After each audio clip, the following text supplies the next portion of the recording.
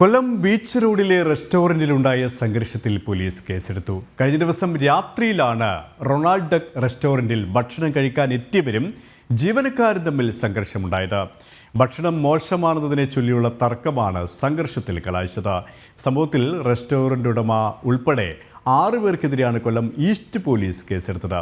വിവരങ്ങളുമായി മനോജ് ചേരുകയാണ്. മനോജ്, റെസ്റ്റോറൻറ്റ് ജീവനക്കാരും ഭക്ഷണം കഴിക്കാൻ എത്തിയവരും തമ്മിലാണ് സംഘർഷമുണ്ടായത്. ഈ സംഘർഷത്തിലാണ് 6 പേർക്കെതിരെ പോലീസ് കേസെടുത്തിരിക്കുന്നത്. മറ്റു വിവരങ്ങൾ കൂടി.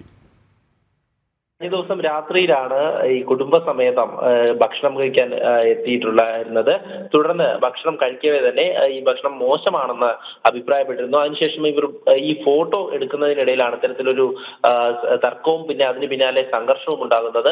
ഇതിൽ റെസ്റ്റോറന്റ് ജീവനക്കാരും അതോടൊപ്പം തന്നെ ഈ ഭക്ഷണം കഴിക്കാനെത്തിയ കുടുംബവുമാണ് ഇത്തരത്തിലൊരു സംഘർഷം ഉണ്ടായത്. ഇവർ രണ്ടുപേരും തമ്മിലുള്ള സംഘർഷം പിന്നീട് അങ്ങോട്ട് വലിയ തരത്തിലേക്ക് മാറുകയായിരുന്നു. അതിനുശേഷമാണ് പോലീസിൽ പരാതി നൽകുന്നത്.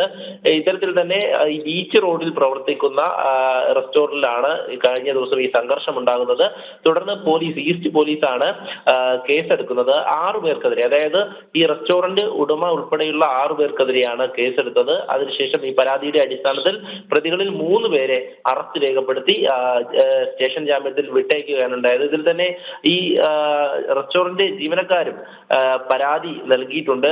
തങ്ങളെ മർദ്ദിച്ചു എന്ന് ആരോപിച്ച് അത്തരത്തിൽ ഭാഗത്തു നിന്നും പരാതി ലഭിച്ച സാഹചര്യത്തിലാണ് സ്റ്റേഷൻ ജാമ്യത്തിൽ പോലീസ് ഈ പ്രതികളെ വിട്ടയച്ചിട്ടുള്ളത്. എന്തായാലും കഴിഞ്ഞ ദിവസം ഈ ഭക്ഷണത്തിന്റെ പേരിൽ തന്നെയാണ് ഇവിടെ ഒരു തർക്കമുണ്ടാകുന്നതും അത് സംഘർഷത്തിലേക്ക് കലാശിച്ചതും. ഇതിൽ തന്നെ നേരത്തെ സൂചിപ്പിച്ചതുപോലെ ഈ റെസ്റ്റോറന്റ് ഉടമയ്ക്കെതിരെ ആണ് ഈ കഴിക്കാനെത്തിയവർ പരാതി നൽകിയിട്ടുള്ളത്.